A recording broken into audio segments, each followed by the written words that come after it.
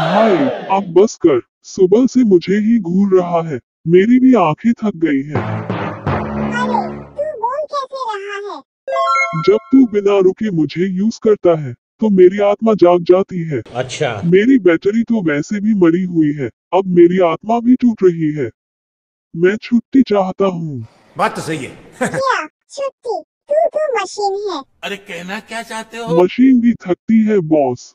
Netflix, reels, PUBG और अब तो तू मुझसे बातें भी कर रहा है। तो रुको जरा, सब्र करो। राहुल कब से बोल रही हूँ मोबाइल छोड़ दो, अब मोबाइल भी बोलने लगा। शर्म कर लो जरा। आंटी, आप ही कुछ करो, ये तो मेरी जान लेकर मानेगा। ठीक है भाई, एक दिन की छुट्टी, सो जा। Thank you. मेरा मालिक देता है।